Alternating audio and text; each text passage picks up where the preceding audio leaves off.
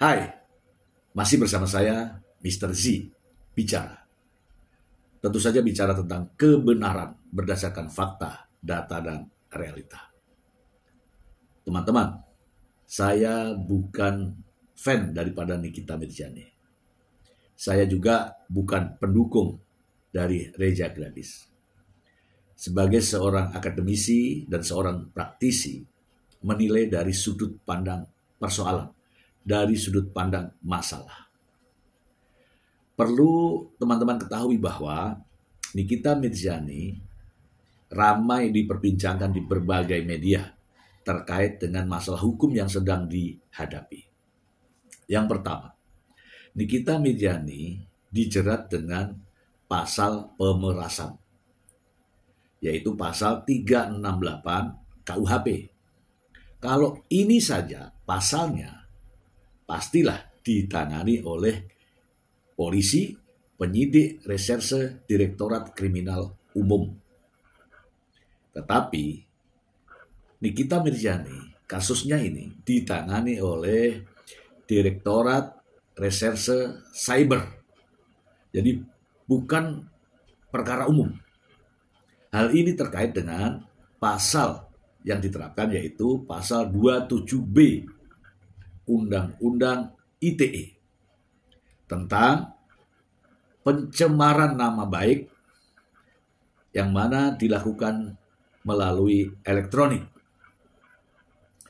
Dan yang berikutnya adalah pasal 3, 4, 5 tindak pidana pencucian uang Undang-Undang Nomor 8 Tahun 2010. Makanya persoalan ini begitu pelik. Masalahnya adalah siapa yang menangani. Mungkin bagi teman-teman, yang menangani polisi. Ya, di polisi sendiri terbagi dengan beberapa direktorat.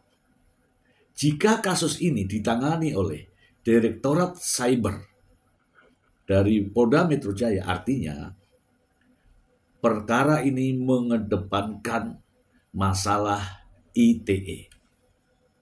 Saya melihat Nikita Mirzani terancam dengan pasal berlapis.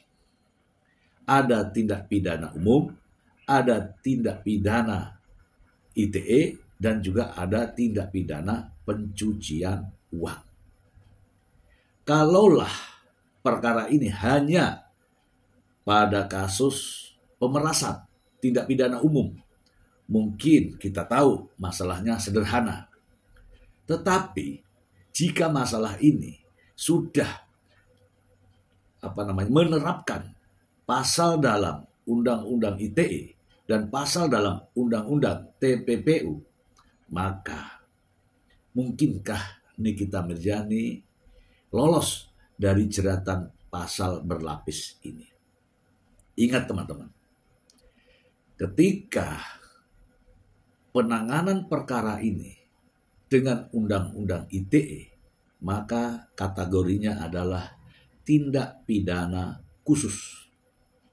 Dan jaksa yang menangani pun pastilah terkait dengan tindak pidana khusus. Demikian juga hakim. Hakim yang menangani kasus ini juga memiliki kualifikasi tentang tindak pidana khusus. Nah, saya menghimbau kepada pengacara, kepada teman-teman semua, kita harus melihat dari sudut pandang yang ini. Nikita Mirzani bukanlah dijerat dengan pasal-pasal biasa, pasal-pasal dalam tindak pidana umum, tetapi masuk dalam kategori Undang-Undang Tindak Pidana Khusus. Seperti yang saya soroti di sini adalah terkait dengan tindak pidana pencucian uang. Saya jelaskan seperti ini. Seperti yang dijeratkan kepada Nikita Mirzani, yaitu pasal 3 Undang-Undang Nomor 8 Tahun 2010 tentang pencucian uang. Di sini secara spesifik mengatur tentang tindakan yang dilakukan terhadap harta kekayaan yang berasal dari tindak pidana. Unsur-unsur yang terkandung dalam pasal ini meliputi perbuatan, yaitu bukan perbuatan memerasnya, bukan. Menempatkan uang, mentransfer, mengalihkan, membeli, dan sebagainya.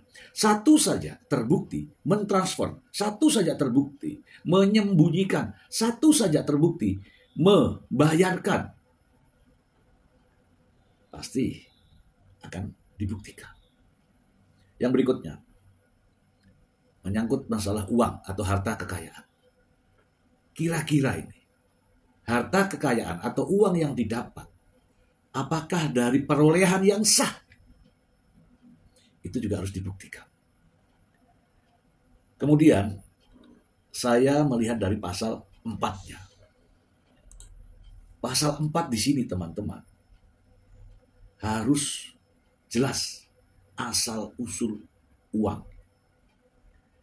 Seperti saya sampaikan ya, unsur-unsurnya adalah menyembunyikan, menyamarkan, mengalihkan, ya termasuk membelanjakan. Kalau itu satu saja terbukti, ya saya khawatir di sini. Kemudian kita lihat pasal 5. Pasal 5, walaupun pasif ya teman-teman.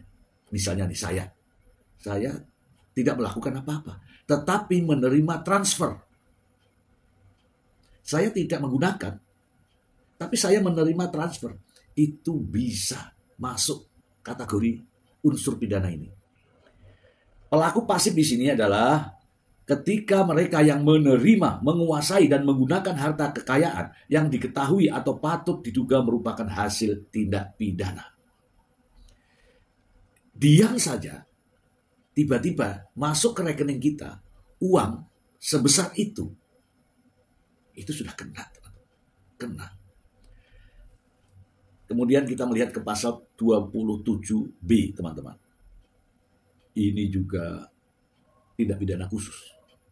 Yang artinya adalah begitu beratnya Nikita Mirzani dijerat dengan pasal-pasal khusus ini. Undang-undang tentang ITE. Dibuktikan apakah Nikita Mirzani pernah menjelek-jelekan Nikita Reza Gladys? Apapun bentuknya. Tidak bisa Nikita Mirzani mengatakan bahwa produk itu begini, produk itu begitu, kalau Nikita Mirzani belum melakukan uji labnya. Oke ya. Ini faktanya loh ya. Kemudian ada kalimat-kalimat yang sering dikeluarkan oleh Nikita Mirzani dengan kalimat ratu flexing, dokter flexing, ancaman-ancamannya, ya penghinaannya, pencemaran nama baik, itu juga harus dibuktikan. Pernahkah Nikita Mirzani mencemarkan nama baik Dr. Reza Gladys?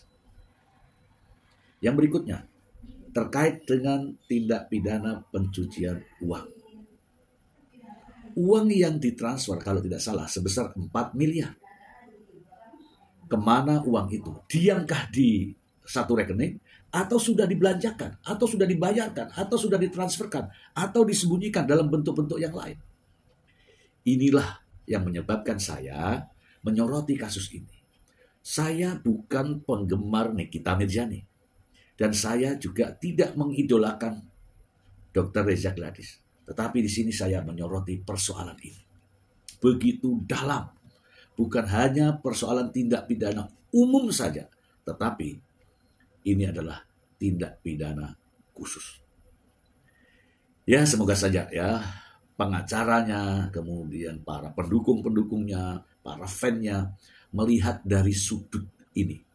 Bukan dari sudut Nikita Mirzani, tetapi dari sudut pandang pasal yang diterapkan. Semoga bermanfaat. Terima kasih.